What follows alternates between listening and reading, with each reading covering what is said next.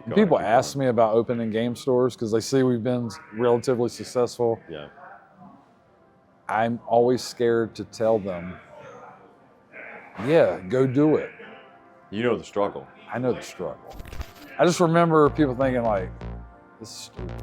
So when we opened that second store, it felt real. What was like that aha moment? The aha moment is... So for anybody watching, this is a little bit different of a video for Gamers Alley. Normally we're showing off toys and locations in different stores and happenings going on in this awesome place. But today we're focusing on you. Okay. We're focusing on part of your story and part of the success of this store. But you know, from things you've told me before, there's been ups and downs. There's been more ups than downs, I guess. And you want to say that, but I think the big thing first is go ahead and introduce yourself. I am Scott Krager, owner, founder, whatever you want to call it, of Gamers Alley. Is that your only title? It seems like here you wear many hats all over the place. Anytime I watch you kind of... Place all the orders here. I think every time we film, half the time you are walking the store and half the time we're actually filming. But it's a good balance because I get to see the inner workings of how this store actually functions. It's the way my brain works. I can't concentrate on one thing. I see everything. But I think it allows for us to really show what a store experience really is. Okay. And I think it really shows like it's not perfect. It's not meant to be perfect. You get to show all these different stories all the time. And you get to show the reasons why people pick up these games, why they bring them to you guys, and you get to trade off of those stories and those experiences, and you're creating new ones for people. And I think that's what kind of drew me into this place. And I think it's what draws a lot of other people. There was a story to tell. There was always a story to tell. One of the videos we told yesterday was part of your inspiration to build this place. You mind going over that a little bit? Sure. So we opened our first location in 2009. Okay. No intentions to become a game store as a career. Yeah. To have multiple stores or even this big store. I was running restaurants, was managing, that's what I did for 15 years. Mm-hmm. But I was always a gamer. I was always a collector. And in 2009, believe it or not, I know it's hard to fathom, but retro gaming was not that popular. I mean, in 2009, I was in 10th grade, so... Did you think about Nintendo games or Super Nintendo games back then? I was thinking about playing Gears of War in 360 or Absolutely. Xbox, Chainsaw battles, right? Chainsaw battles and things like that. So I get it to a point, but not as far as like retro gaming and like nostalgia at that point. God, I'm not going to get into the origin story, but in the early 2000s, I had a Nintendo 64. Yeah. And I had the Pokemon Stadium, Pokemon Stadium 2. My favorite game was Ocarina of Time. Okay, I didn't know that one. Yeah. That's a good choice. I had always prided myself on beating these type games without any help.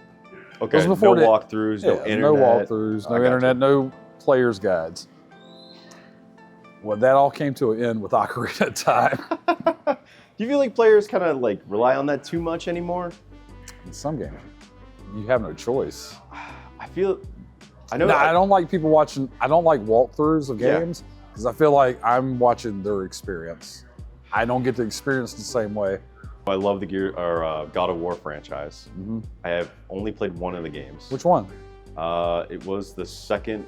It was it was the newest one. It was the newest one. Okay. I watched Jacksepticeye play the first one. That's how I got my fandom of God of War. I mean, that's the only reason why I bought a PS3 was God of War 3. I kind of see from both sides because I like watching Let's Plays. Like I grew up in that era of YouTube where people love watching Let's Plays, like Game Grumps, Markiplier, Jacksepticeye. But for you, that didn't exist then. I don't watch movie trailers. I feel like it gives away the whole movie for me. I watch a lot of bad movies. Yeah, you told me about a few of them, but they seem interesting. Yeah. So I just don't like spoilers. And you feel like movie trailers give that away? I feel like movie trailers give it away. So a walkthrough kind of feels the same way? 100%. 100%. So did you... I want to experience the game. So I guess the old walkthroughs kind of feel like the game guides. Did you ever buy any of the game guides as you're like picking up games and stuff? Ocarina of Time's the first game guide I ever had to buy. And that's, I feel like that's I beat the whole first half of the game without the guide. But then I just got to a point I was stuck. Do you remember what point you got stuck? It's when you had to go back in time. See, that's how I got stuck. Yep. Yeah, the first part, you always die on like the third day. Yep. Okay. Yep. So where did that break off in like your because I've heard your toy collection before, but not more of like where you got into your retro game collection. With the Nintendo 64, Ocarina was my game. Yeah. And I, like with movies, if I like something, I'll watch a movie every 2 to 3 years. That's creepy. It is. The Halloween decorations. It is. Video games. Yeah. Like Legend of Zelda. A game I love, like my favorite game as a kid, actually I had two. Okay. It was a game called Fax Onadu and Adventures of Link. Heard of that. Exactly. Nobody likes them games. I love them games. Wait, is that, so wait, did you? The side scroller. The second one. Oh. The one everybody says was completely different, but they only had 2 games at the time. So yeah. it was like 50-50. The one was like a... The top down. The top down. Okay, I see what you mean. I thought you were talking about the one that they released on like the Adventures? Panasonic, where they had like the adventure storytelling ones.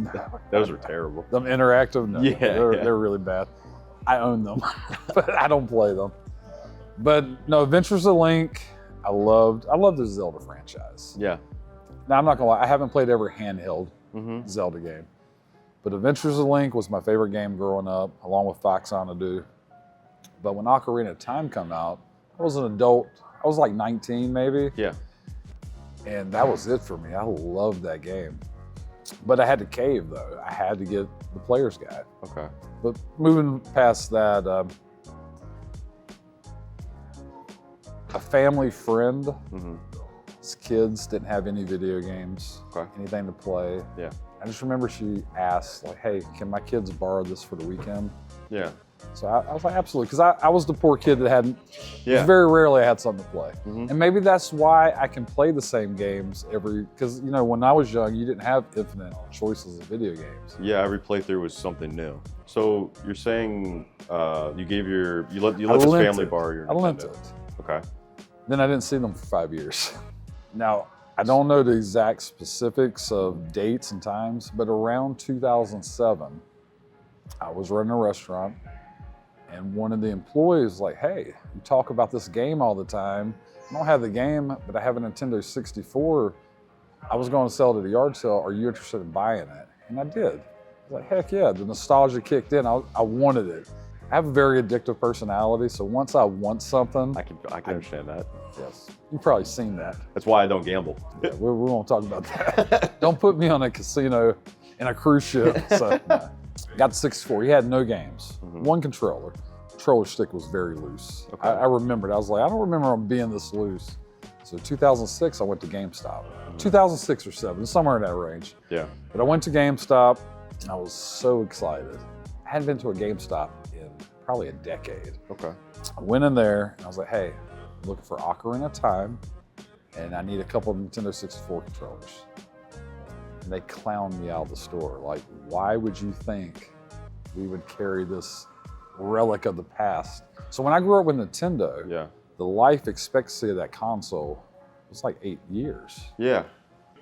And I specifically remember saying, man, there's got to be other people like me who are going to want these games that they played 10 years ago, or in some cases 20 years ago for the Super Nintendo and Nintendo. There's no store, there's no option for that at all. I have to go to eBay.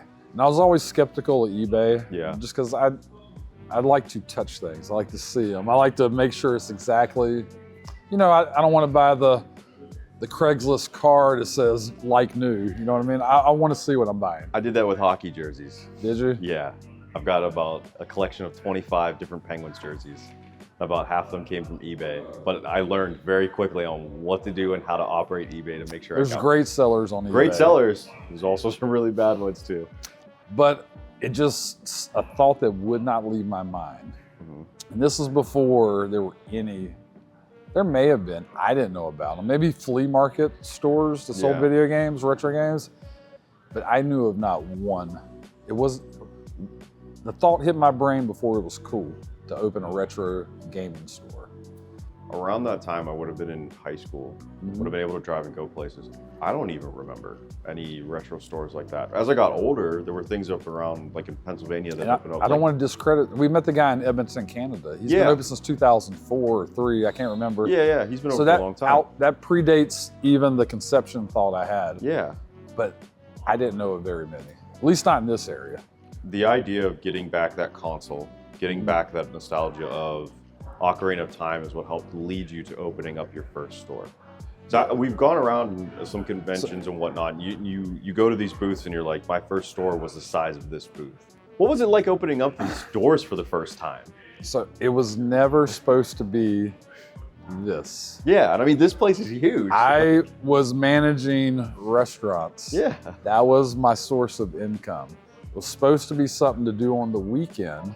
Oh, okay. It was only, I didn't buy, I was renting. Yeah. I think my rent at the time was like $400. Okay. And that's unheard of. Angie thought I was crazy. Because there was this place, it was called O'Quinn's.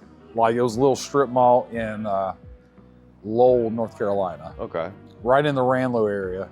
But I was told no business has ever survived there more than like 6 months to a year. They like come and go. She was like, don't do that. I'm like, but it's just a hobby. Mm-hmm. It's $400 a month. It's a hobby. It's not that big of a deal. It's basically like what you get out of it is what you put back into it, really. Now, this is in 2009. Yeah.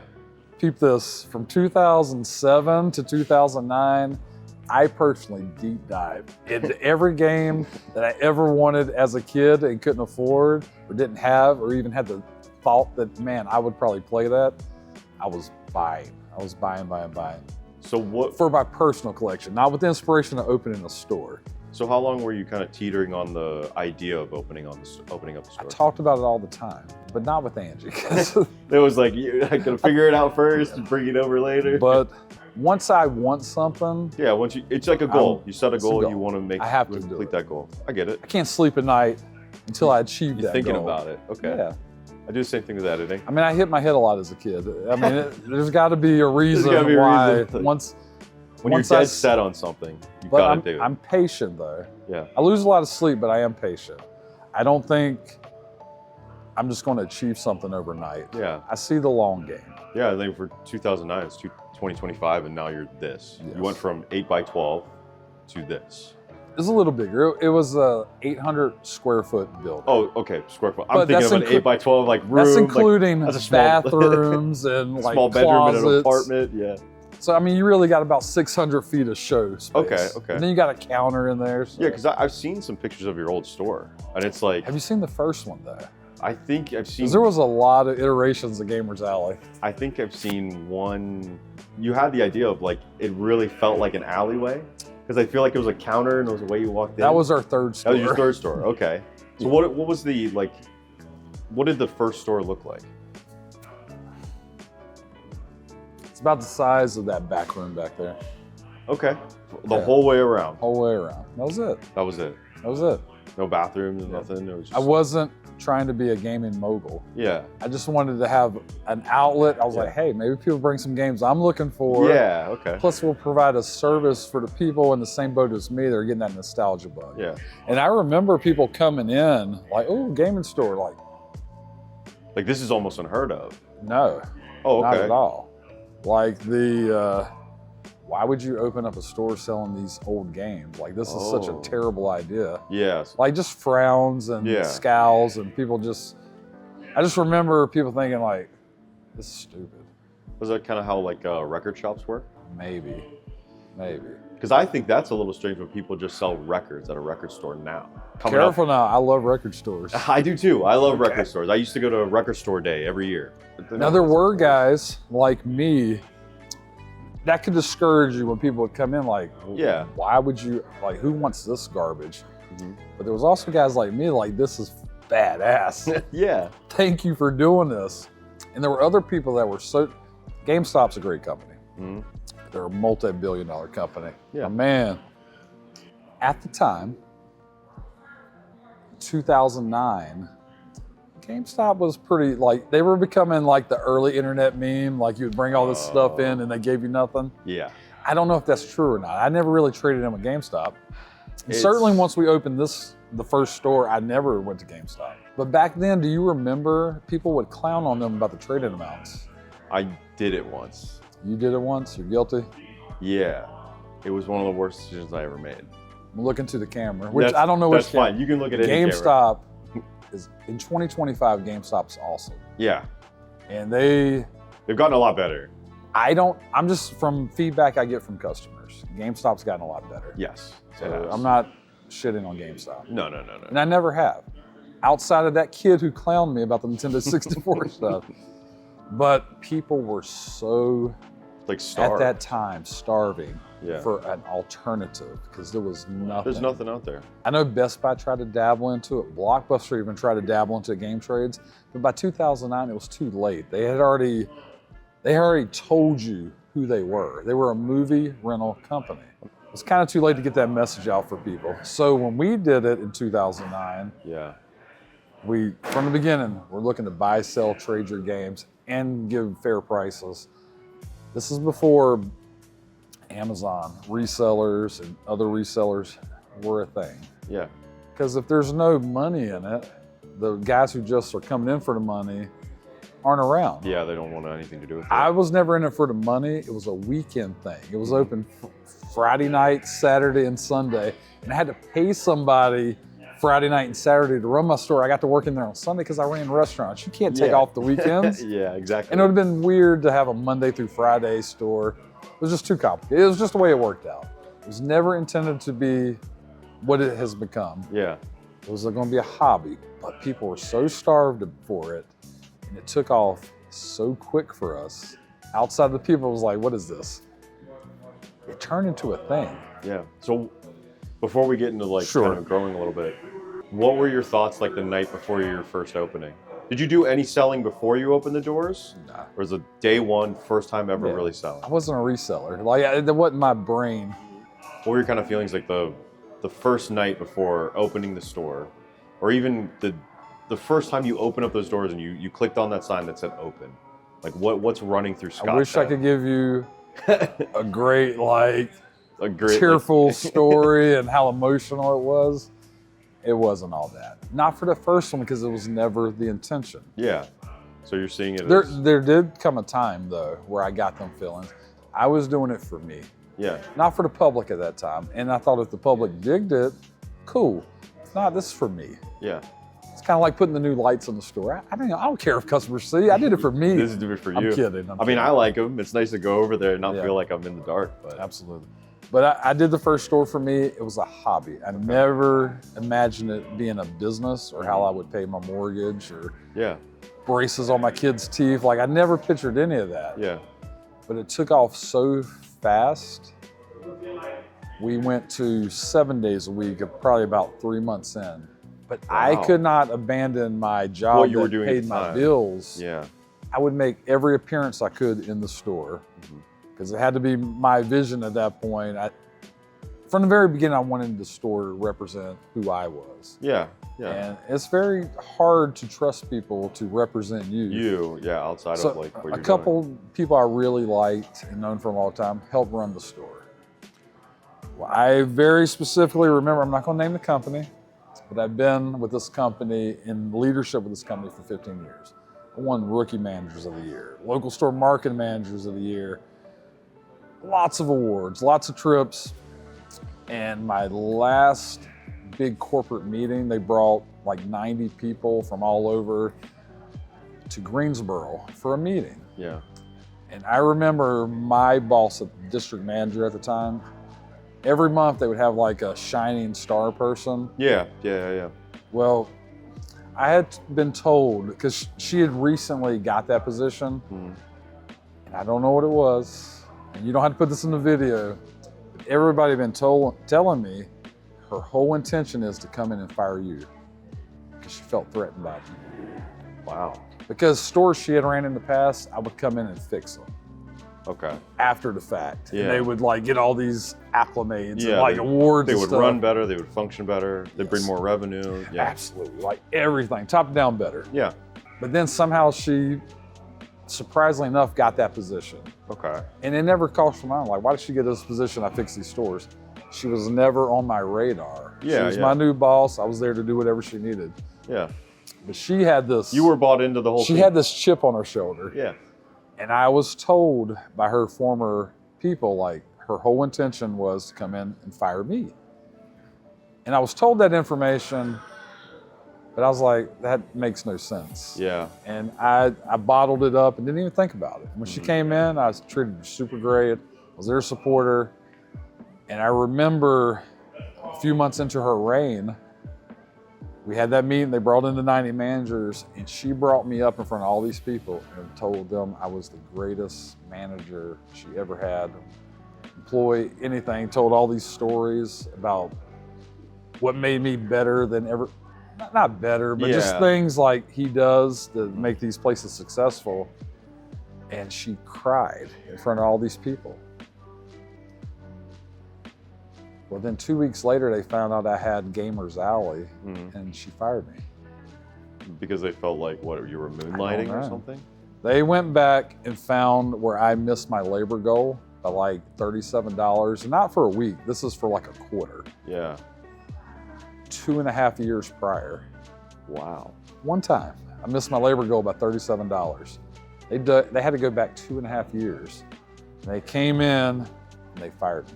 But I was later told it was because I had opened that store that I didn't sacrifice my job at all. It was just a side thing I did. Yeah, I feel like that doesn't even qualify as like moonlighting. So at that point, I have to make Gamers Alley work. Okay. It has to get my full attention. Okay. And that's when I was there every day. Okay. And I had to make it my own. Yeah. So then 6 months into Gamers Alley history, it started really making money. Yeah, because now you're there every day. Now you're pushing the store. You're bringing all that experience. It was something novel. There was no store like mine in this area. Yeah. You no longer had Media Play. Media Play was gone. Blockbuster was still around, but they were fading out. KB was gone. We still had Toys R Us, but people were hungry for something, and it was an alternative to GameStop. Yeah, It was a perfect storm. Yeah. I'm not a business genius. But I'm incredibly right lucky. place, right time. Had great timing. Yeah. I still don't know what half these stores are. And there was no, yes, exactly. I'm not even gonna mention Circuit City or well, I know Circuit Media Service Break, Merchandise. Funky, no, nothing like that. But as all these businesses are kind of fading out of existence, yours was kind of rising up. You know, that's funny because we were talking about bringing back the store from the ashes. Yeah. I kind of feel like you were the store that kind of came up from like the I Phoenix. can never fill some of those store shoes. Yeah. I'm not even trying to say that. No, but you're always different. There was no other stores like mine. It was before retro gaming become mainstream and cool. Yeah. It was before people was like, oh, I can make money doing this. It's like it was like, now it's cool to be a nerd, right? Yeah. It's cool to be a video gamer. Because before, I would say before 2012, it wasn't that cool to be a nerd. No, or a it wasn't. gamer. Or if you watched anime, if you did like that kind of stuff. Especially anime. Like you kept it in your back pocket. Yes, for sure. And like you didn't talk about it. You didn't talk about it. No. You were a closet You were nerd. a closet nerd. Absolutely. Exactly. Or closet gamer. Yeah. About 6 months in, she got fired from that job. And they begged me to come back. They were like, this was an injustice. We can't believe this happened. Yeah. Please. They were offering me twice the money to come back. Angie was like, you better come back. But I'm telling you, once I had my mind on something, once I spent that 6 months or 3 months like in that place, even though, yes, it was successful, but not to be able to pay bills, not to be able to replace that income I lost. So there were struggles. Yeah. And since I had started off with employees, my employees came first. They had to be paid. Yep. So it was very stressful. I don't want to tell you it was like an instant success, but no, but there's always successful comparable to the expectation. Yeah, yeah. So, but I had to make it work, and I was just I didn't want to go back. Yeah. So you told them no. Told them no. So what was your game plan after you told them no? Like what was your next step, your next goal that you set? I have to make this work. You have to make this work. I have to make this work. Was it like you had to meet a certain money goal, or was it the idea of expansion even a thought at that time, or was it just like I got to make this location work? Got to make this location successful. So how long did it take to go from the first location to the second location? So the lady who originally was working the weekends for me, she went and ate breakfast at a place in Cramerton called Giorgio's. Okay. And she met the owners, and I guess somehow my store got brought up. She's like, yeah, I work for this game store. It's a little tiny building. Well, they had attempted expansion. They had the big restaurant leased, and then they had a Okay. spot next to them. Yeah. They wanted to turn that into a bar, so they signed this long lease with them. Yeah. But city licenses, zoning, something, they would have had to spend way more money than it was worth to make it handicap accessible for this bar. I wasn't even thinking about that. I was thinking about like your liquor license and things like that. No, That's there's crazy. an ABC store in there. Like, that'd have been fine. Oh, okay. All Liquor right. license wasn't the problem. It was more the zoning for accessibility to get into the building. Yeah. And when it come up, they're like, hey, they explained the situation to her. Mhm. It's like, have him come talk to us. So I went and talked to him, and it was still a thin hallway. That was the thing for a while, Yeah. but it was 1,000 square feet. So you went from that moving up. 600. We're moving you're moving up, up in baby. the world. Absolutely. And I wanted it, but I was already in another lease. Yeah. So now we got to do two. If we're going to do it, they're going to give it to, obviously they want to get that overhead off of their plate. Yeah. So I couldn't just wait. Well, I have 6 more months of this 1-year lease. I had to make it work. So we opened the second location. Yeah. And that was it. It was a great location. We'll have to pull some pictures off Facebook if I can Okay. find it. But I love that location. It was to this day, it was my favorite store. Okay. The first Kramerton store. Is it just because of that second location where you liked it or the feeling of the This store? is when the tears moment of joy, the Okay. emotion you wanted that I Okay. didn't have from the first store. When we opened that second store, it felt real. So from the second location, how long did it take you to open up the third location? And what was the process from like So, that? Was the demand just there for so long? Steve, what's up, man? What's going on? Come on, man. Yeah, if you want to. Is he all right sitting there? Yeah, it's fine. How you doing this morning? Pretty good. I was just trying to stay out of your shop. Oh, you're good. So we opened up the Kramerton store. I would say we started doing Black Ops tournaments. Do you remember them? Yeah. Started doing Black Ops tournaments. We started doing retro gaming tournaments, Street Fighter 2 tournaments. We had to give people a reason, something interactive outside of just come in, buy, sell, trade games. Yeah. We wanted to create an experience from the beginning. So when we started doing these Black Ops tournaments, I started to really know our customers, learn their names, and they started all asking me for jobs. Okay. And I really like these guys. I wanted to provide jobs for these guys. Yeah. So when the lease came up on the original store, it was just way too close to the Kramerton store. Yeah. There was no reason to send people back and forth. Yeah. So I did shut that one down. You And all it really migrated helped to the new one. fill up our walls and create even a better experience. But I started knowing everybody's name. I started knowing everybody who needed a job. And I decided to open a second store. And I want to say it was probably a year after. How far away was that store compared to the other? Way too close. Way too close. What you say, Dallas was maybe like a 12-minute drive? Yeah. Yeah, if you take the back roads. Okay. So were there ever instances of like, we don't have it at this store, but if you took 12 minutes down the road, we got it at that store. Yeah, well, the story gets good about that and why we're one store later. Okay. So, But Dallas was when we hit our first major roadblock okay. because that store did not take off like the Okay. Kramerton store. Was it just location? Was it people? Was it just like the foot traffic just wasn't there? Like, okay. There was days where we would celebrate $100 night. Okay. There was days where there were $0 days. And I'm not talking about for a week, a month, Yeah. the first year and a half at that store. So now the success from Kramerton, I was having to pull money from that store To keep that one Dallas afloat. open. Okay. But I had signed a 3-year lease, so I couldn't break the lease. We were stuck for 3 years. And Dallas wound up doing well. Uh-huh. But that first year at Dallas was tough. was miserable. So I wouldn't wish that on anybody.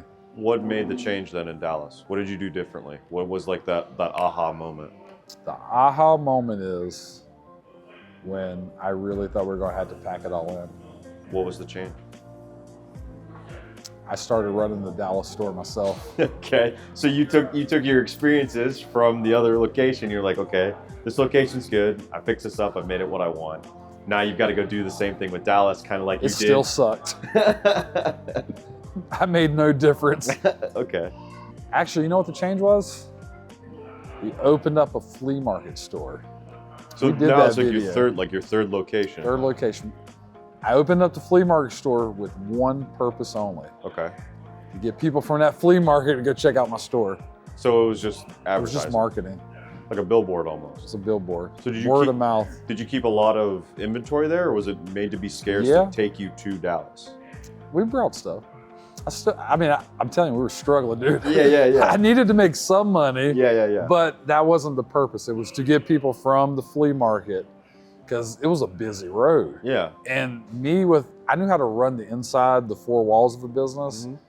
but as far as getting the name out to everybody or how to pick a proper location, I didn't have that experience. And when I would see a road like busy, I'm like, this is a great location. Yeah. But Because you think they it don't generate look this way. No, they're they're from looking- here to where they're going. tunnel. It's Yes. right there. Unless they're hungry or they got to get gas. Yes, Right? absolutely. So, So I thought this was going to be a busy location. yeah. It wasn't. That flea market was busy. They were all headed to the flea market. Okay. They would just drive right by us on the weekends. So we set up that booth, got to know everybody's name there. I was like, hey, if you like this, you should really check out our store. So I know when I worked for Microsoft, it's kind of the same idea. Microsoft had these kiosk locations, and then they had these full store locations. I worked out of one of the kiosk locations supporting businesses with the same idea.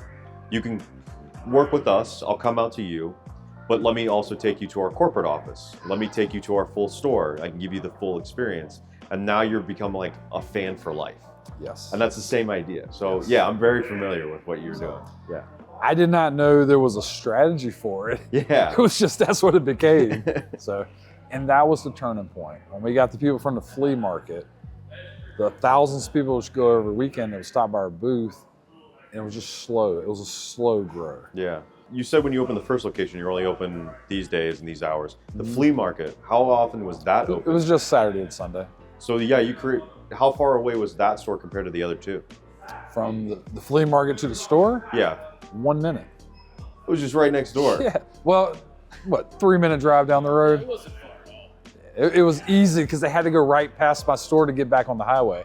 Oh, okay. So if somebody comes into the flea market, you can be like, oh, we don't have this here. Go check out our store 3 minutes down the road. Absolutely. And then you're that just, was my you're eureka You're moment. just filtering traffic. I get it. I got you. Yeah. I got you. I was a detour Yeah. on the way home. But it was a smart detour. It was had an to easy happen. detour. So we went from $0 days to like, all right, so this store was not, we had the second open gamers alley. It was our third iteration of a store, but Yeah. the Dallas one, the $0 day one, it was a really long hallway. Okay. Okay. This was like over 2,000 feet, but Of just we hallway. went, it was thinner and longer. But just longer. It was- Do you remember that store? With the ugly green carpet? Yeah, the Dallas store. Dude, it went on forever. It had its charm, though. It had its charm. The front store, and then we had an arcade area, and then we had our back room where I just went through You and just made inventory. So did the flea market also feel like an alley too, or no. no? I mean, it was a little connected booth? in the alley. Yeah. Yeah. Is that So- kind of like your theming as you went on and looking for stores? Is like, I always want this to feel like an alleyway? So the origin story of the name. Yeah. You need that. Yeah, I do. So the first store was in an alley. Okay. It was literally an Literally alley. an alley. We didn't have a name for the first month. Okay, it was just store. We were basically couldn't afford a side.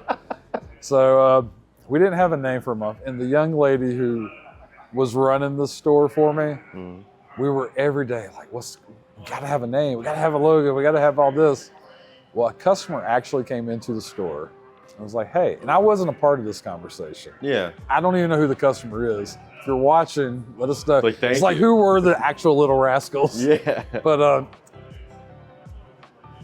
he and her, he said, hey, you're a gaming store and you're literally beside an alley. Why don't you call it Gamers Alley?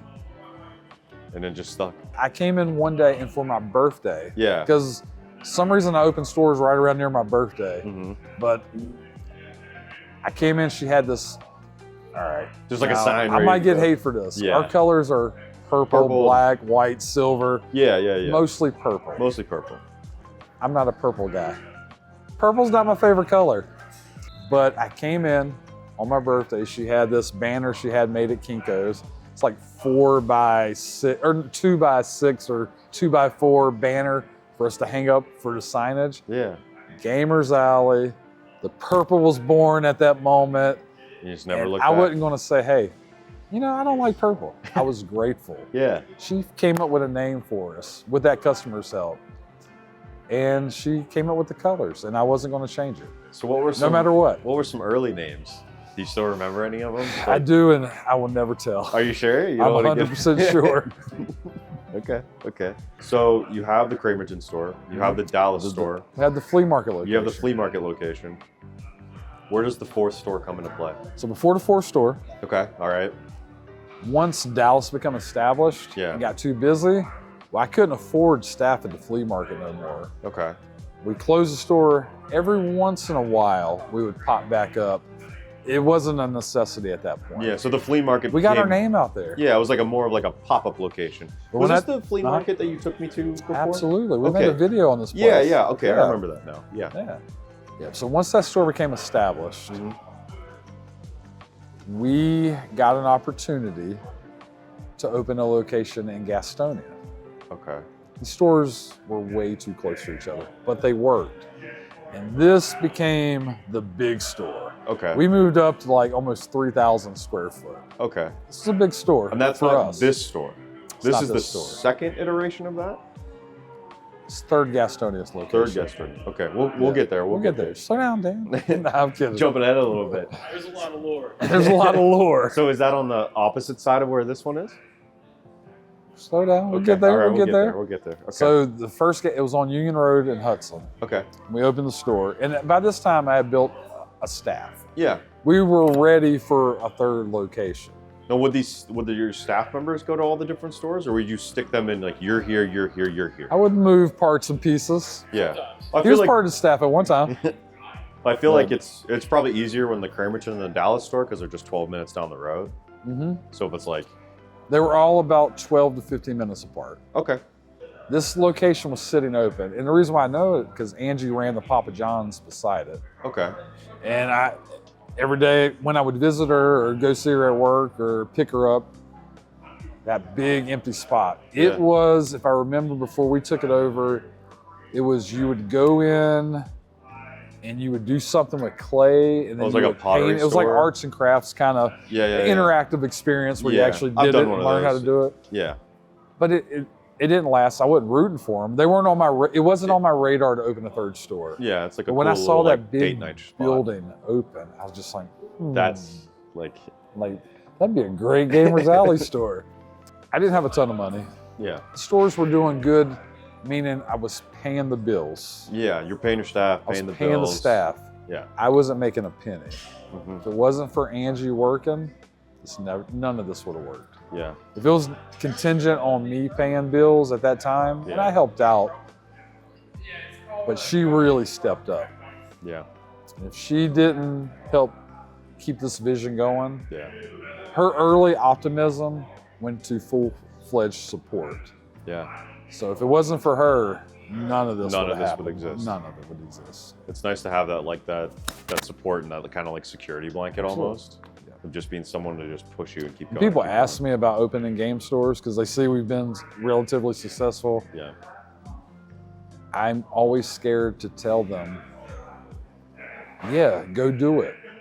I want people to be successful. I want people to do well, but I know Yeah. You know the struggle. the struggle. Yeah. And I wouldn't wish them hard times on anybody.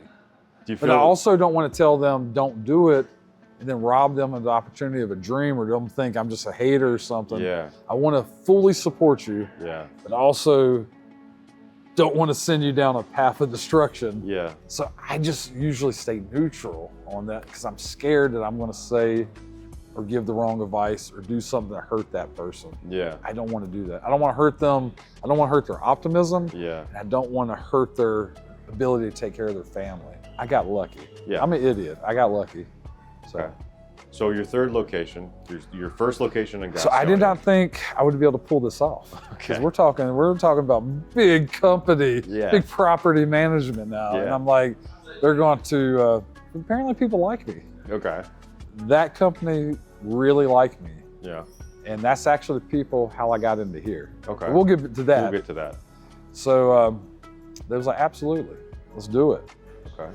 And that store, I think that was pretty successful from the beginning, wasn't it? The Union Road store? It Yeah. ended up being like the number one. Dude, we were doing all the tournaments there. Yeah. Now listen how stupid I was about tournaments. We would have these big tournaments in Cramerton, but everything was like eye level and comfortable. I mounted these TVs These up so on the far wall. up. So they're You're like just trying to playing do gaming like tournaments. Like, such a terrible. God, looking back on it, I'm like, what was I thinking? But people loved it. Yeah. Sometimes tournaments got so big I had to have like video game trucks come out where they have the setups inside they the give truck you like they bring out the like. for extra setups because that many people would come to our events. So that store became the big store. Cramerton was still kicking ass. Mhm. Dallas was starting to make their own little footnote. They were doing great. Sure. Union became the place. Okay. It took a little shine off the other two. Mhm. But what we were running into, like, people made it their weekend to stop by Cramerton, stop by Union, go to Dallas, or they would start at the flea market, hit Dallas, Union, Cramerton. Okay. So there was always different inventory at every store. Absolutely, Okay. yeah. I mean, except for new release games, Yeah. new consoles. Other than that, Cramerton would get a different toy collection as opposed to what Union or Dallas might get in. Mhm. They would all get, it was so exciting to me. Yeah. I was enjoying it maybe more than the customers. Well, just like the big trade-in that just came in at Dallas, I wanted to run and go check it out. Mhm. Or what Cramerton got in. It was exciting. So you were going from like location to location to location, just helping out as best you could. Was there Kinda was there one that kind of like took over as like the main one you were always at? Do you play favorites? Sorry, Union Road, sorry, Dallas. Cramerton was always my favorite store. Yeah. So what did a typical day look like from 3 stores for you? I would open the Dallas store, Mhm. and then I would either close Cramerton or Union, because I was making schedules for multiple stores. Yeah. And I would, at that time, I ran shifts. Like Oh, I would okay. pencil myself in to run shifts. Okay. It wasn't like now where I get to come in Check in on and things, just see take how it it's all going. in, use my brain to grow the business. Yeah. I was trying to make an impression and experience every Yeah. store I was at for every customer. You were being like a floor manager at every store. There's a downfall to that. What's the head? I would go to Cramerton and they'd be like, we never see you. Yeah. Must be nice being rich, you don't work no more. I'll go to Union. Wow, okay, it must be nice, you're rich, you don't ever work no more. We never see you. You forgot about us. But yet I was at every store every day. Every day. And I would just miss people that became very accustomed to Like seeing you a lot. seeing me. Yeah. Because I had to build that relationship with them. Not to necessarily grow the business, it did grow the business. Yeah. But I really valued them relationships too. Yeah. I mean, you're building a trust with your staff. You're building a trust with the community and whatnot. The same feeling they felt, even though I knew that Yeah. I was every day, all day, I missed that, seeing that person every few days. Yeah. Okay. So you were just retro games up to that point. And toys. And toys. So retro games and toys. The Union location is when the card games really started to pick up into it, or was it a little bit after? So we had a little more space where we could put a few tables, but it never was on my radar. Yeah. My son, he would want to come hang out at work with his dad on the weekends, and that made me happy. So sometimes he would come up on a Saturday, and there would be, I mean, the whole culture, you have card players, video game guys, they all kind of intermix together. If you're a card player, you probably play video games. Yeah. But we discovered that we would come in on the weekends and we would see people in the floor playing Yu-Gi-Oh! Just on the floor in the Just shop. randomly, not like, hey, you Because guys you want didn't to play have, in like- the floor? you didn't We have, like, tables like We didn't this. have tables. They're just playing on the Just floor. playing on the floor. That's like playground stuff. Yeah, so we saw that a couple times. And one weekend, Josh was up there, and it wasn't like 3 or 4 guys sitting on the floor. It was like 12 people playing Just- Yu-Gi-Oh! just in on the floor. And Josh That had to be around what? knew one of them because he went to middle school with them. Yeah. And then he went and played with them. So now instead of Josh wanting to come up every now and again on Saturday, he wanted to be there every Saturday. So And then them Yu-Gi-Oh kids rubbed off on him. Now he wanted to play Pokemon too. So now we're doing 2 card games. Went from he played Minecraft all day long to No. he started dipping his toes into Yu-Gi-Oh. Then he fell in love with Pokemon. So then I had to start taking him to tournaments. okay. Tournaments happen on the weekend. Yeah. My game store happens on the weekend. Yeah. That's kind of tough to take him to a Balance tournament. And then I was like, you know what? Maybe instead of having these guys sit on the floor, I'll put up a couple tables. Okay. We're not going to be an organized play place at this time. Just, let's at least get them off the floor. And then they was like, hey, why don't you carry cards? And I was like, huh. I thought about it. And it went out my brain. Mm-hmm. And then some of them guys started like, hey, would you be interested in buying this This card like collection collection? from you, yeah. And I was like, it's kind of not our wheelhouse. I don't want to dip my toes into too many things. Yeah. And my son was like, Dad, Let you me. got to do this. Yeah. And then I was like, you know what? If I do this, if we start supporting the games with tables and become organized, maybe I don't have to try to like drive him all over the place on the weekend to play in tournaments. Now he's just here. It was perfect timing. I'm not a genius at business. I'm lucky. Yeah. I'm good at timing. Yeah, it's all just about timing. Yep. There wasn't too many card shops in our area. Okay. I can't think of any in our. There was All Things Collectible. Okay. I'm familiar with them, yeah. I wasn't that familiar with his store at that time. I didn't know that he hosted that stuff too. And it's a fantastic store. Yeah. But I didn't want to drive my son everywhere, so we started with the cards. I started reaching out to distributors. Where can we get Pokemon product? And a big shipment for me at that time, if I got like 4 boxes of the latest Yu-Gi-Oh set Yeah. and 2 boxes of the latest Pokemon cards, that would suffice all 3 of my locations. Wow. And Okay. we didn't sell that much. Yeah. Because the craze wasn't there at the time. No. Because I didn't. It was to us, and the only people knew were the card players. Yeah, I could see that. And they order a lot of cards online. If you didn't have card singles, you did not represent a card store. Okay. If you sold sealed product, there wasn't You were just a like craze for cards at that time. Yeah, you were just was kind of just like a the big box players. retailer at that Yeah. point.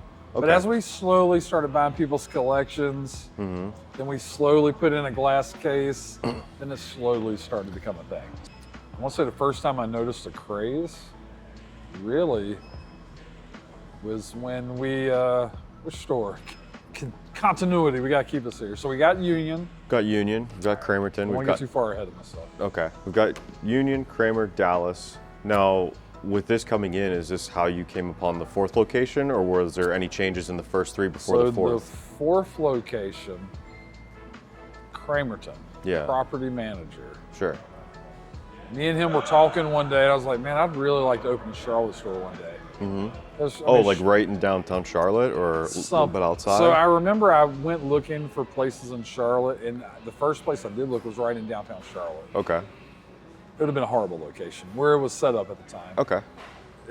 A good location in Charlotte would be like University or South End or just somewhere.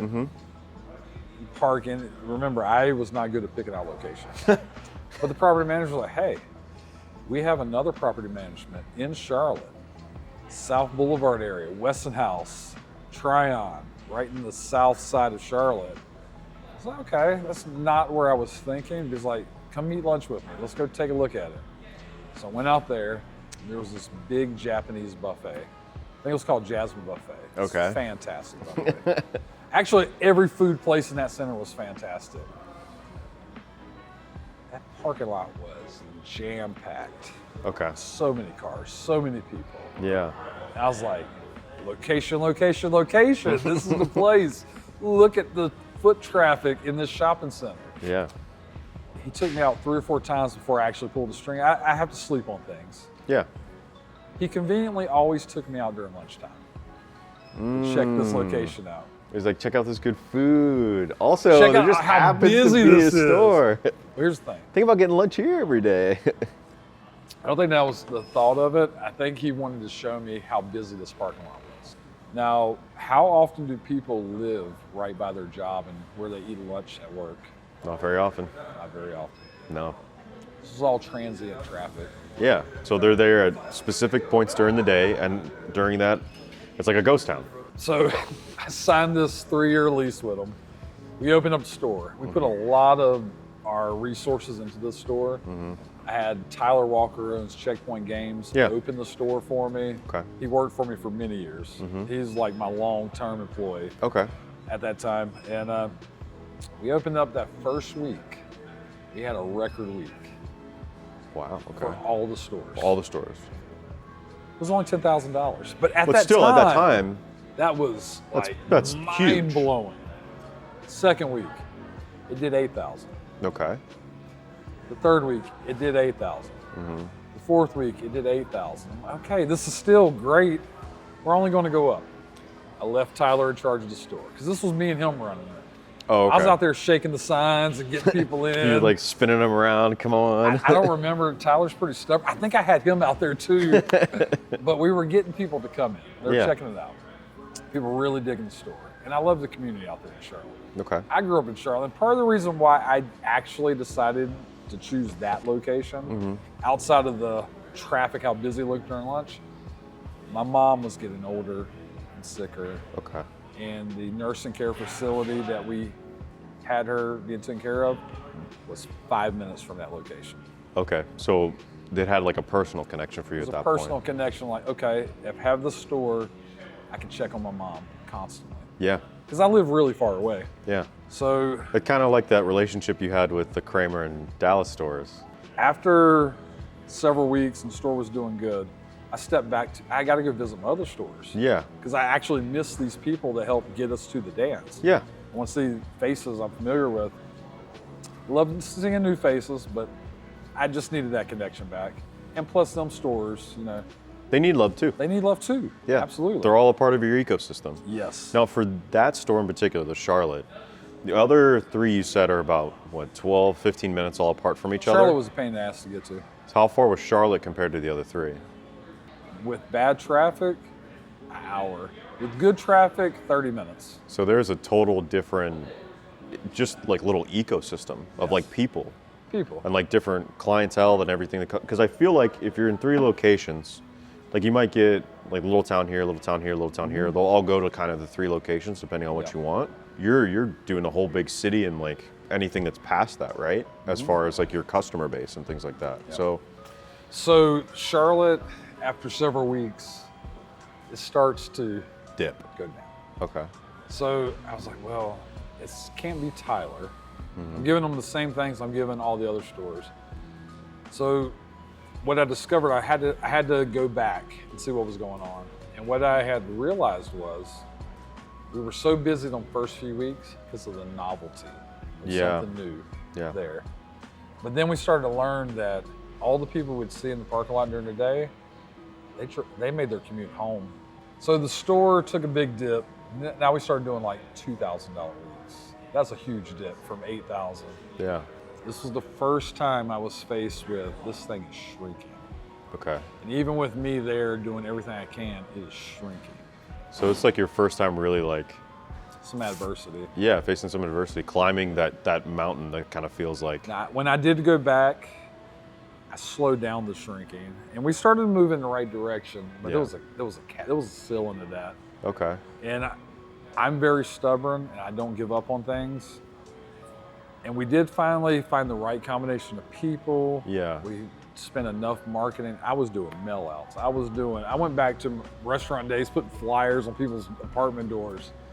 You were like door to door Oh, almost. I did. Because I'm a fighter. Like I don't You're not like gonna to let lose. this. Yeah.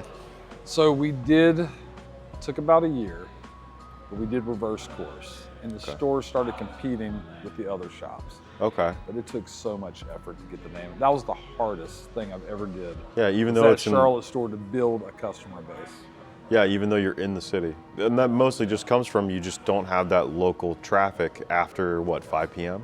But I'm telling you, we was going door to door, putting flyers out. Like if I'm in a bathroom, Yeah. Like you were sticking it on the I was like, walls. hey man, like you heard of Gamers Alley? Making people feel uncomfortable. No, that might have happened once. But you were making sure that you were I continuing had your. to take all my marketing skills from my previous job, from everything I learned from Gamers Alley, I had to put literal blood, sweat, and tears to make that store work. That was the most challenging thing I ever did in my life. For all these different stores, did they all excel in one area over the other? Or do you feel like you had a healthy mix and everything? So Charlotte, interestingly enough, is I got so many toys traded in there. So many great retro collections. Actually, you know, they all had a healthy mix of trade-ins. I can't say one was superior to the other. I just always connected better with the people from the early stores. Yeah. Okay. It's not that I didn't care and love I grew up in Charlotte my whole life. Yeah. That's my hometown. But I just felt like because you had a GameStop, you had a Play Trade, you had all these options, Best Buy around there. Mm-hmm. It just wasn't the same attachment. You had to really offer these people something unique to get them to come to the Charlotte store. Yeah, but you within yourself in like these smaller towns, you are the thing that's unique already. Yes. Because they just don't see that every day. Yes. Downtown Charlotte, you've got like a little business district. You're seeing Best Buys, you're seeing Targets, you're doing, and I don't know back Performing then. arts institutes. There's always stuff to do, but it's like you were the destination on weekends for places like this. Yes. Okay. If that makes sense. No, it makes perfect sense. Yeah. I mean, But Charlotte's doing great. We finally turned it around. Okay. Hardest thing I ever did. so and that takes a full year, Maybe more. maybe more. So if you're pushing all of those resources and everything from your other stores and whatnot, how did that affect the other 3 stores compared to Charlotte? Outside of me not being there as much and spending so much time in Charlotte, I think it took a toll. Mm-hmm. I think it took a toll on me mentally and physically, but it took a toll on them relationships I had built with the people who got me to the dance. You feel like it took a toll on like your relationships with those communities as well? So what I learned was with one store, max 2 stores, you have to have a lot of, I can control the narrative, how we're perceived with the public. Mm-hmm. There's a bad Google review, it's because of me. Yeah. There's a million good reviews, it's because of me and us, the crew. Yeah. But when you start having 4 or 5 employees representing your brand at all these different locations, I can't control that narrative. No. One person can make us all look like assholes. Yeah. I mean, for as long as I've been working with you, I've heard nothing but great things. And I think that just speaks to the way that you like to build relationships with people and the communities that you work in. I see that here all the time for the way that you go and you talk to people and you work with people. You're always willing to like take that time with each person that you work with. I hate saying pal or bud. I want to know your name. And if I honestly forget, if you hear me say pal or bud, I know who you are. I'm just having an old man moment. I'm just like trying to fit face to name trying right to. there. I love when people, because I'm getting older now. When we first opened, I didn't have all this gray. Yeah. I was a lot skinnier. But now I can tell I'm getting to that age where they're just like, oh, he's just old. Like, He's just old. He's just give him a forgetful. minute. He's all right. I'll be like, hey, you remember that time? And they're like, yeah. They're like, who is this guy? Like, they just look similar, I guess. Or I'll get their origin stories mixed up. But Oh yeah, and then you're okay. I can see where I'm that's. just like, hey guys, I'm sorry. They're So- like, it's okay, you're old. So, At each location, were you also doing all the trade-in stuff at every location yeah, too? Absolutely. We had a formula. I sell trade. And then when we added the cards, it just got way more complicated. Okay. Yeah, because the card game is just a whole different We're area. doing it at all the stores. All the stores. Yeah. So you got the 4 locations. Mm-hmm. You've taken a little bit over a year to get Charlotte up and running. Mm-hmm. Where does the 5th store come in? 5th store comes in, this shopping center, not this store. Yeah, not shopping this store. Okay. So our Cramerton store, Mm-hmm. my favorite store, we got offered a slightly bigger building Mm-hmm. with an actual true lease with the property owners. Okay. That's probably how I met with the guy originally who took me to Charlotte. So the Georgia thing was coming up, and there was an opportunity for a slightly bigger store in the same shopping center. Because Okay. what you're gonna find, if you wind up making it in this game, Yeah. no, nothing's ever big enough. Whatever kind of money that goes into opening business, you're going to need 2 to 3 times that amount of money. Okay. When you're thinking about space, whatever you think is enough, you're going to outgrow it. Because when we opened this store, people were like, "You'll never fill this thing." And We're that, like, it's already like wall to wall. I don't have 11 storage units anymore. I'm down to 10 storage units Wow, full of yeah, stuff that 11 we to can't 10. put stuff in there. So we moved to a slightly bigger location. The problem with that location, it was great. I love that store too. So when you sign these leases, Yeah.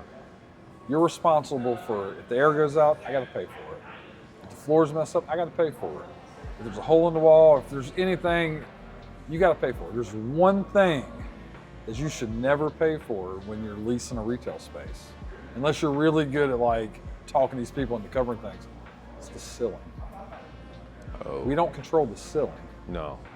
Especially if it's in a building. That's their responsibility. Yeah, okay. So every time it rained, there was a new leak in the store. Oh. And it was always, merchandise was getting ruined. So would they cover that? They're supposed to. Oh. Not replace my merchandise, just fix the ceiling. They wouldn't cover merchandise. I'm sure. Oh, you could have worked something out. But I know how to run the business. I don't know how to do all that stuff. Yeah, When okay. distributors send me something damaged, I don't know how to go through the process of sending them back. Yeah. I just kind of eat it. It's a cost of business. Mm-hmm. But man, things were getting messed up. And we need, mostly in our back overstock area. Okay. Like it was flooding. Oh, The so you're floors like were having getting- inches of yeah, water. It was bad. Okay. And I was like, you got to fix this. And they wouldn't fix it. And this went on for like a year and a half. Even though you've been there Fix for it. so long and done business with them. Didn't do business with them. I did Oh, business with business- Giorgio's. 'Cause Giorgio's. We subleased from them. Okay, okay. So, yeah, they wouldn't fix it. And I'd seen they weren't going to fix it. In my favorite store, it wasn't the origin store, but that shopping center, that community, Yeah. my heart is forever in that center. I have to start thinking of a different location because we can't have merchandise getting ruined like this. Was there any possibility of going back to the old location? Or was it just that lease No, was they had gone? already decided to do something else with it.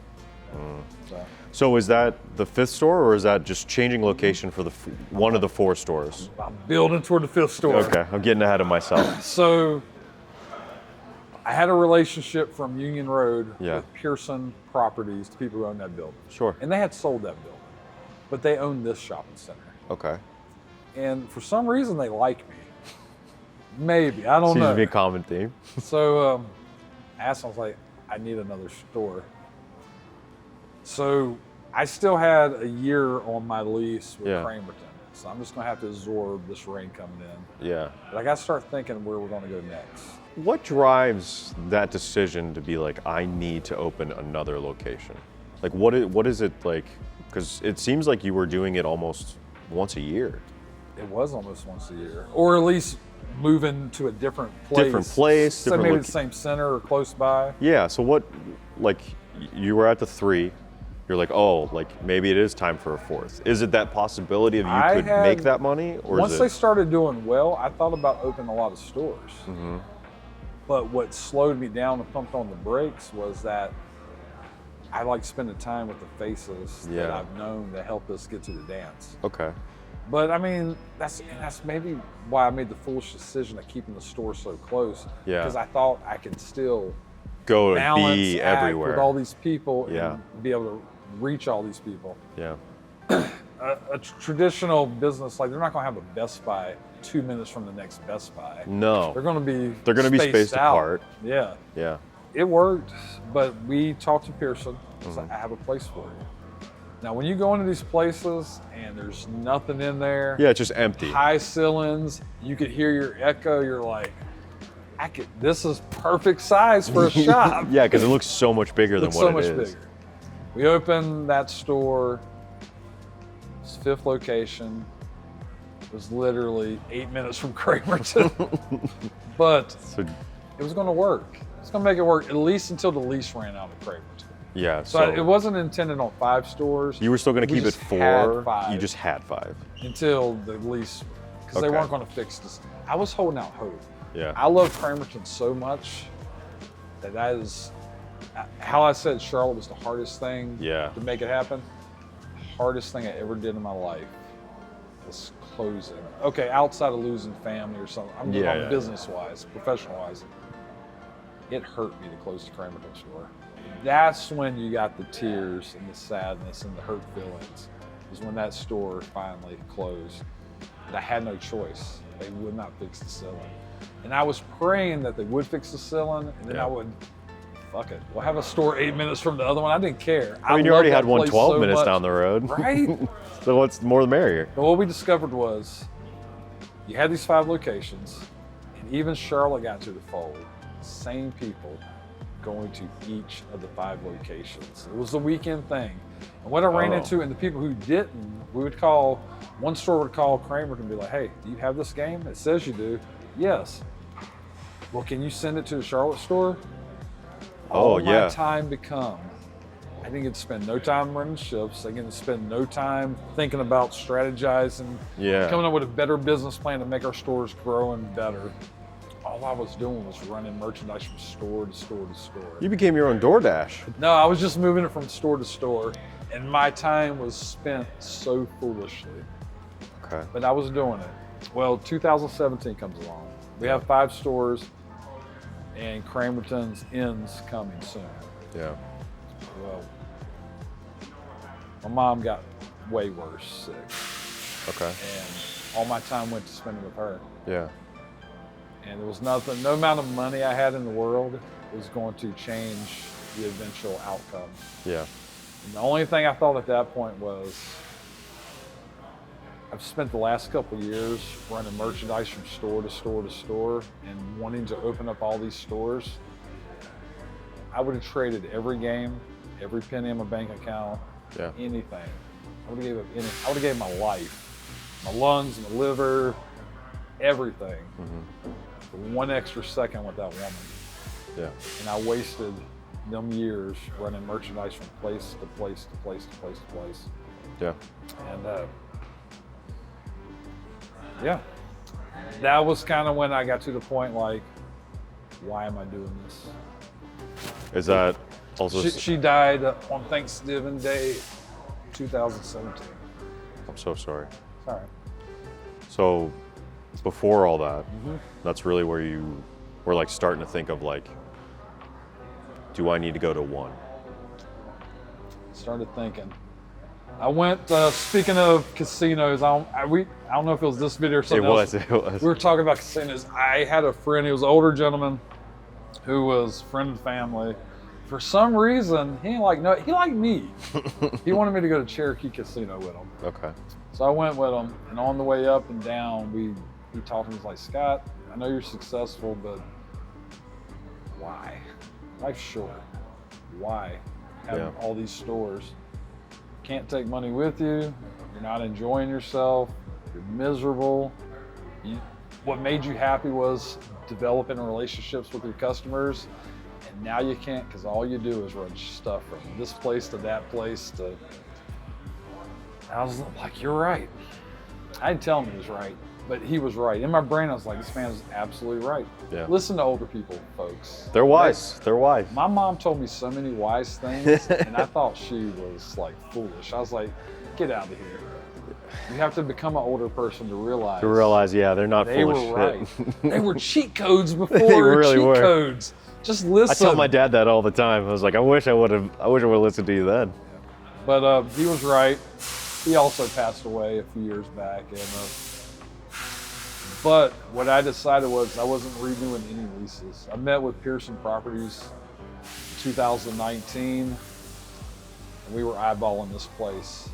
And now this used to be a grocery store years ago. Okay. But it extended down. This was like half the grocery store. Okay. Kind of the bakery side. Yeah. And I met with them, I was like, I want that spot. And they were like, Scott, it's hidden. Nobody even goes to that side of the center. Yeah. You're doing so well on the front side, you're making a huge mistake. Like I told you, once my mind's on something. You made up, yeah. I already visioned it. I was like, if I can make the Charlotte store work, I can can make do it. this. So, I know you have really big ties to Charlotte, especially because it was That's where easier. I spent my whole life. Yeah, it was easier for you to get to your mom and whatnot. What was the decision to pick Gastonia over Charlotte? So I met with Pearson, and inside this building we're sitting right now. Yeah. And I have visited the World Trade Center after 9/11. Okay. Not to visit it, we were just happened to be in New York. My son, actually Tyler Walker saved my son. He almost fell in a manhole around the towers. Holy So- cow. But I'm telling you, this place looked like had been hit by bombs. Like it was horrible. And was that big wall back there wasn't there? I'll find some pictures. Okay. What it used the before and after. Okay. It looked nothing. It looks nothing like you this. could not imagine. Have you seen the inside of that front closet? Yes. All the way through. There was no floors. It looked like bombs went off. It looked like a war zone. Did it still have like the old shelving and everything from the? So all that was gone. It was just like everything had been demoed out. Okay. It looked rough, and it sat vacant here for over a decade. Oh. Yeah. So before this one, and this is the Union Road. Was it just on the opposite side of this, or was it? It sits in the very building Victory Point sits in. Oh, okay. Right now, so it's a different part of town. Okay. Okay. It's still an 8 to 10 minute drive. Yeah. From here. But they try to talk me out of this spot. They're like, it's not going to work. It's not visible. You've been so good to us. You've been so successful there. This is foolish. But I knew it was going to work because my plan was, I'm sick of not seeing the people that got me here. Yeah. I want one big central location. Yeah. And if I got a store this size, I'm somewhere in Charlotte or somewhere else, or I'm gonna be paying $20,000 a month, easy. Mm-hmm. I was like, you know what? Let's get a good lease on this because it looks like a war zone. Yeah. It's not very visible. Nobody comes to this side. I'm gonna make it work. And now it's a destination. Yeah, now it's a destination. In 2000, but I wasn't going to continue the leases for places. For all the other stores. What happened was I was going to keep Dallas because, yes, I love Cramerton. That's always going to be. This is going to be my first love. Yeah. I can't help it. Dallas was my second love. Yeah, because it's like your second kid. Dallas was my second. Yeah, you love both your kids. You got a favorite, but you love them both the same. You know what I mean? So let me ask you this. Yes. Totally, I'm not gonna tell you who my favorite kid is. Okay, go ahead. Total hypothetical. If your original shop in Cramerton became open again, would you do it? No. This place means that much to you now? This place affords me the opportunity to see all these spaces that I've got to see over the last 16 years. So what was it like in the experience? I would never do another shop again. Okay. I really don't think so. So you would just build a bigger location as opposed to presence. Okay. A lot of people, when Rick did that video at the storage unit, I saw a lot of comments like, this guy sounds like a terrible business person. He went from all these locations to all these storage buildings now. Yeah. He don't know what he's doing. I know very well what I'm doing. That was all by design. When these were all the leases like pretty close together when everything? So it just like I mean, it was I out. paid for Charlotte for like 6 months for it to sit abandoned. I continued paying that lease. Okay. But you Once closed my mom it. passed away, I couldn't go to that area no more. Oh. To this day. So you just lost the connection with that. I can't go there because I just can't. Yeah. Nothing wrong with that area. You just don't It's feel just that connection anymore. When she passed away, I can't go. I can't visit that side of town no more. I haven't celebrated Thanksgiving since she passed away on Thanksgiving Day, in 2017. Okay. Wow. So I don't know what it is.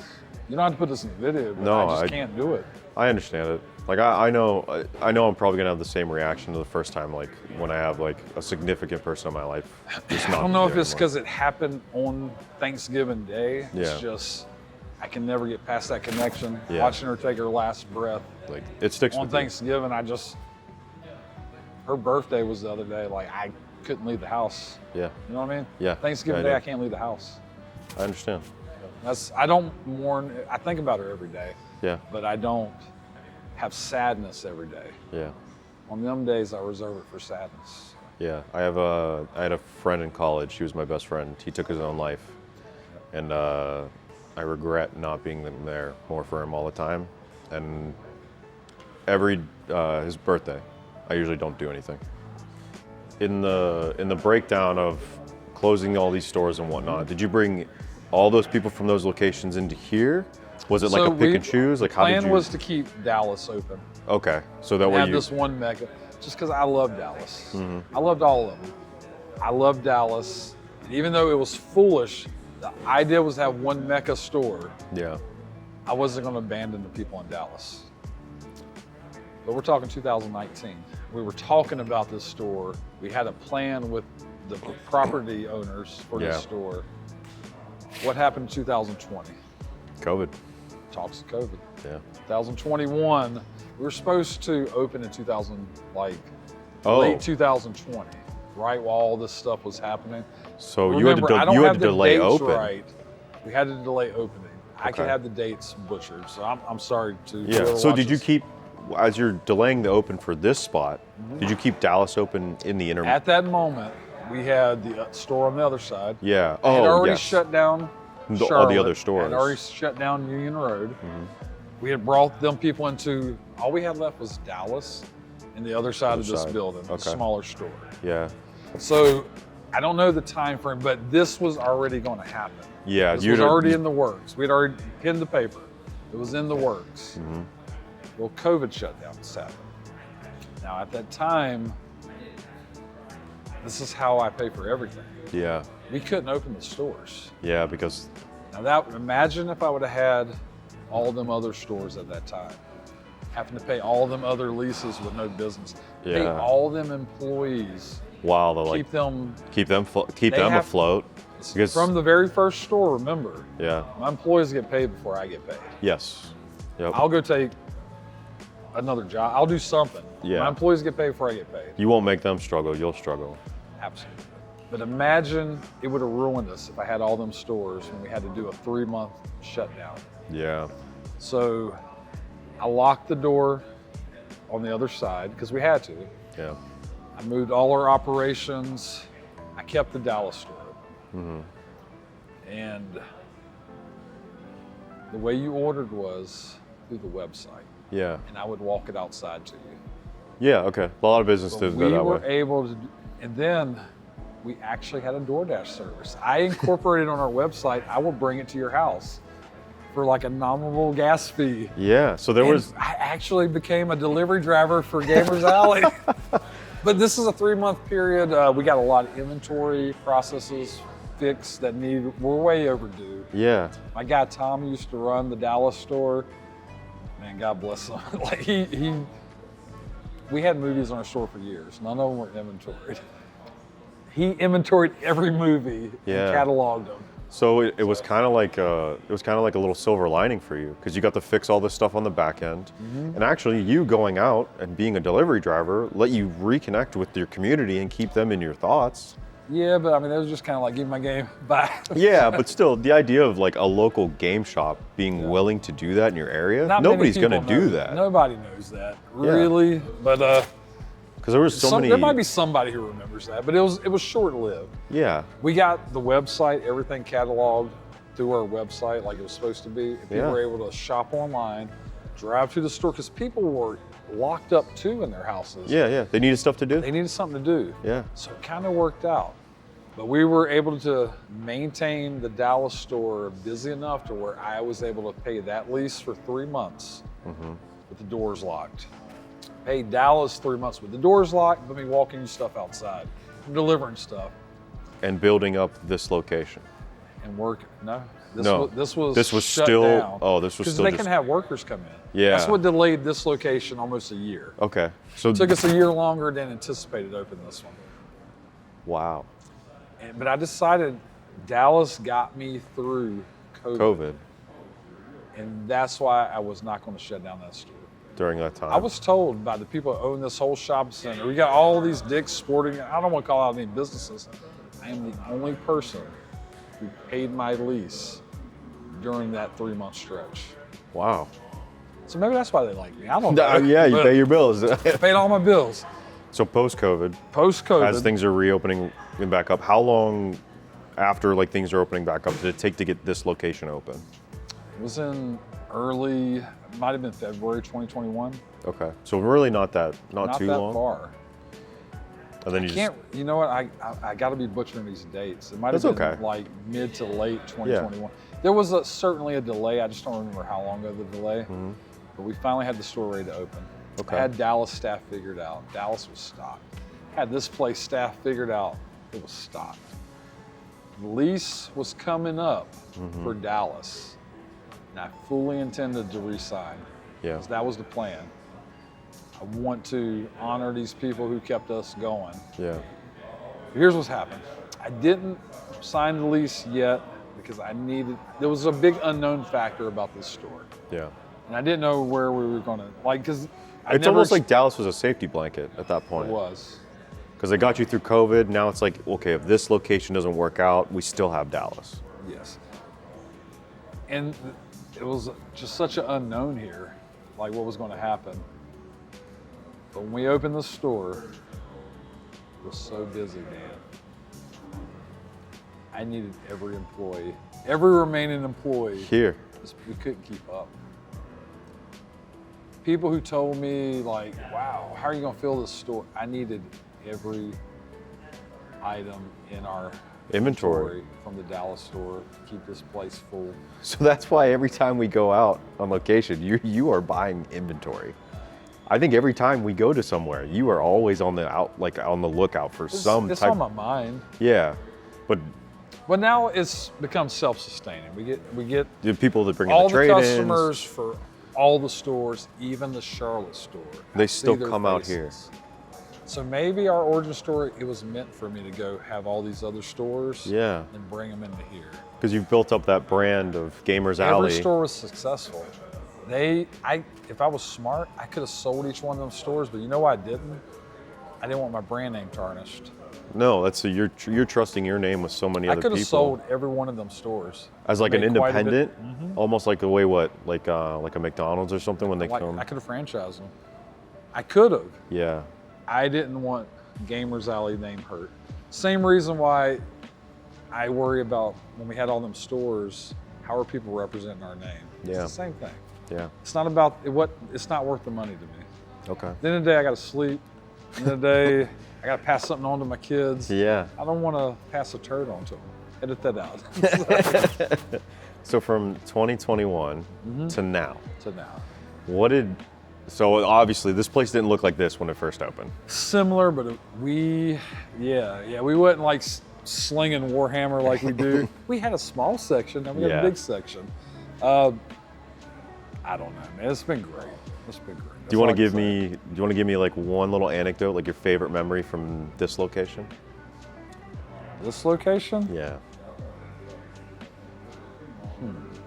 Because it seems like now this is your child. This right here. This is the culmination of all these your years and effort and hard work and all these Doesn't stores. mean I don't still. I know you Them still. other locations have all my heart, Yeah. man. But this place But it now. got us to here. Yeah. This is your adult. This is where the child grew up. I don't have a favorite moment yet. I come in every day with the thought of we're going to keep making it better. That's awesome. We're going to keep making it better. I will give one last bit of advice for any future game stores, entrepreneurs. Unless you're rich, honestly, we started off so small, Dan. I think it was for the best. I didn't have a lot of money. Yeah. We didn't have tens of thousands of dollars of card singles, tens of thousands of dollars of Pokemon stock. We didn't have these things. I never financed one thing. Yeah. Never borrowed one penny. Yeah. If I couldn't afford it, it wasn't coming into the store, but it was coming eventually. I was working my way toward it. Yeah. It started If as I can't afford a collection, I won't buy it. Yeah. So It all started out as a small. passion. You can't do this overnight. It took me a decade and a half to get to this point. Yeah. And I'm still want to keep going. But not having 5 locations affords me the ability to, what are we going to do next? Would you? So yes, I'm paying for storage units. That is a waste of money. Yes, I closed down stores, but I think it was for the betterment Yeah. of what I wanted. And it's about being happy. Yeah. I wasn't happy with 5 stores. I don't care what anybody says. I don't care what anybody thinks. Like, that looks foolish. You're Yeah. a bad business person. It's what I wanted. The stores were all kicking ass. So I wasn't happy. Yeah. And it's This got makes me happy Yeah. that I can see people. And I see just the experiences you give people here. And I see like everybody that comes in, they know you. Is this what you wanted for this video This that is- you this- blindsided me with this morning? Yeah, I mean, it's exactly what I wanted. But I don't know. I wanted to tell the story of a little bit of the lore of this place and how it came to be, and the little bit of the origin story. We'll get into some deeper stuff and probably So another this one. weekend you've had me do office parody.